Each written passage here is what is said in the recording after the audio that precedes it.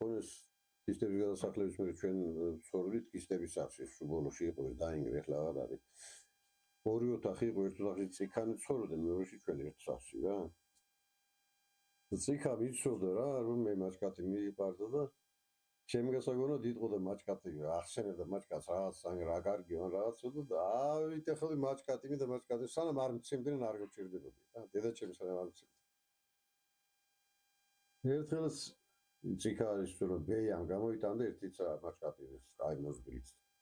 მომწევს და მიხარია ძალიან ნელერო ჩქარა აშევმეჭამოს. და იქ შესასვლელში წინ გარდა იყო და გოდრები იდგა.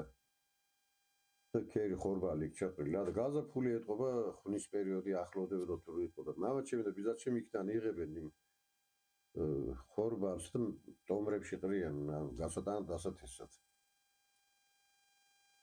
რა ვიცი მე მივიხედე მოვიდა მაჭკატი აღარ მაქვს. აი სად რა იქ ჩემი მაჭკატი აი იქ რო დავდე მახსოვს რომ დავდე იქ სადღაც. იჯო მოკლედ ალბათ ძალიან გავაჭირი საქმე და ცემოდი და ჩემი მაგრამ რა გავაჭირი შენი მაჭკატი და სად არის და არ არის და აი ზამთარში იყო მაჭკატი რომ უწევდა გაზაფხული იყო ხორბალს რო იღებდნენ გოდორიდან ეს გამხმარი მაჭკატი არა მოყვა იქიდან რედას იმ გოდრიდან. ანუ დამიდვე იმ გოდრის ნაპირზე ზამთარში როცა იყო ჩავარდა შიგ და მე რო აღარ ვიპოვე და ჩემს იმის გულში.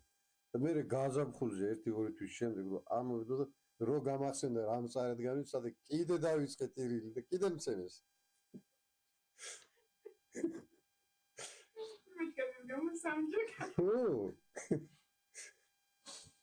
დავკარგე ზამთარი იყო შემოდგომა იყო და ძალიან ვითხოვდი და სანამ არ მოხდა და მე რო იქ აღმოჩნდა და სად ყოფილა და მე როგორ ვეძებდი და წავიდა.